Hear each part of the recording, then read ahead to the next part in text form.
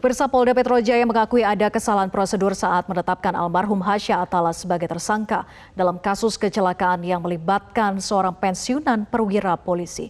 Pencabutan status tersangka dan rehabilitasi nama Hasya menjadi evaluasi dan pelajaran penting agar polisi tidak lagi gegabah dalam proses penyidikan ke depannya.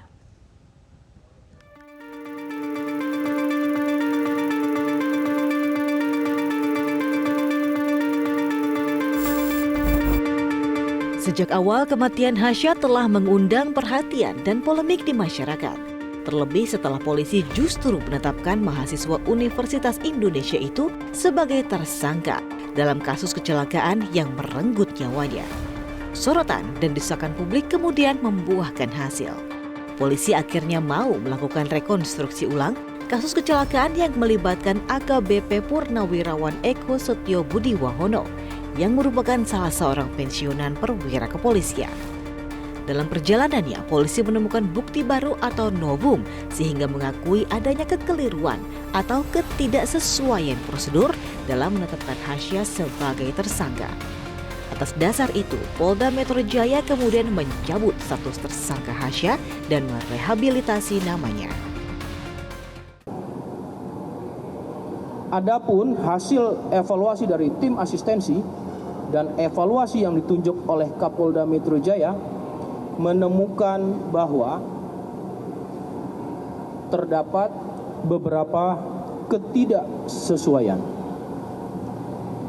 Administrasi prosedur sebagaimana yang diatur dalam Peraturan Kapolri Nomor 6 Tahun 2019 tentang penyidikan tindak pidana terkait proses penetapan status dan tahapan lain terhadap perkara tersebut. Untuk itu, kami Polda Metro Jaya menyampaikan permohonan maaf terhadap beberapa ketidaksesuaian. Sementara itu, ahli hukum pidana Effendi Saragih menilai kesalahan prosedur yang dilakukan polisi dalam penetapan tersangka harus dikoreksi. Salah satunya dengan mencabut status tersangka Hasya.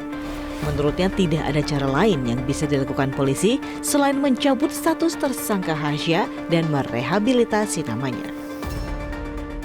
Memang tidak ada cara lain kecuali bahwa memang penetapan itu harus dicabut.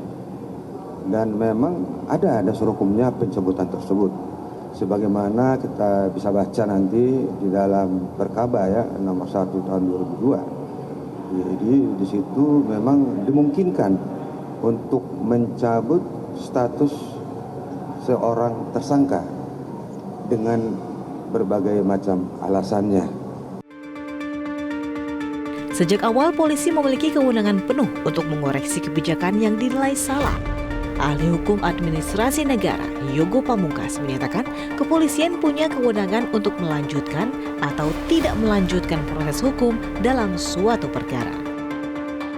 Dalam posisi seperti ini, maka Polri memiliki kewenangan yang penuh untuk melanjutkan atau mencabut atau tindakan-tindakan lain yang dianggap perlu, yang didasarkan pada pertimbangan-pertimbangan hukum yang rasional. Ya.